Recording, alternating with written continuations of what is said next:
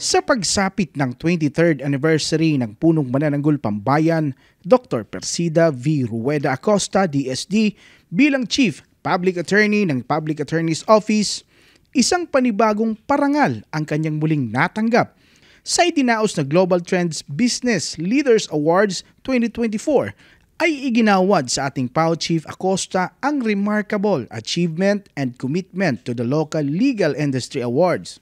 The Chief Public Attorney's Office, PAO, our good friend, the one and only, Attorney Persida Rueda Acosta.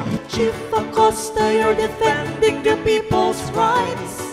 You keep on fighting the good fight, to justice and public service. You've dedicated your life. You're deeply touching others' lives. Personal na tinanggap ng ating PAO Chief ang parangal sa isinagawang awarding ceremony sa Grand Ballroom ng Okada Hotel sa Maynila.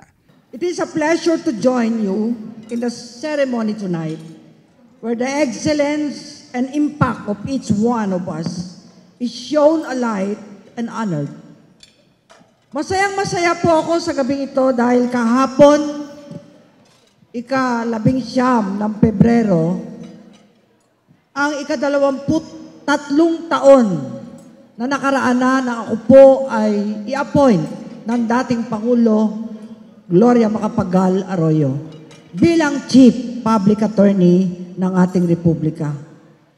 23 years ago, year 2001, ako po ay hinirang sa bisa ng kapangyarihan ng ating Pangulo.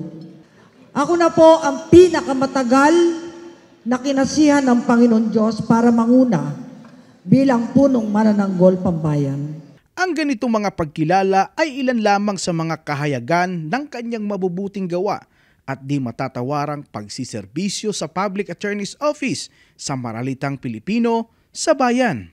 Kasama sa mga ipinagpapasalamat ng ating PAO Chief ang pagsuporta at pagtitiwala ng milyong-milyong Pilipino na mga kliyente ng ahensya. Higit sa lahat niyang pinasasalamatan ang Panginoon sa lahat ng kanyang tagumpay at ng opisina.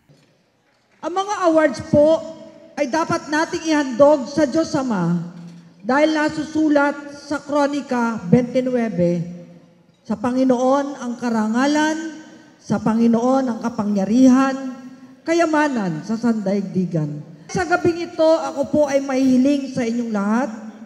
Lagi niyo po kaming isama sa inyong panalangin upang kami ay lubusang gamitin ng Panginoon upang makapaglingkod sa maralitang Pilipino. Maraming salamat po sa sambayan ng Pilipino na patuloy na nagtitiwala sa Public Attorney's Office at sa inyong abang lingkod. Mabuhay po ang sambayan ng Pilipino. Chief Acosta, you're defending the people's rights. You keep on fighting the good fight, to justice and public service. You've dedicated your life. You're deeply touching others' lives. Para sa hashtag Pala News, ako si Gerald Ranyes, kaisa ni PAO Chief Acosta, katarungan laban sa kahirapan.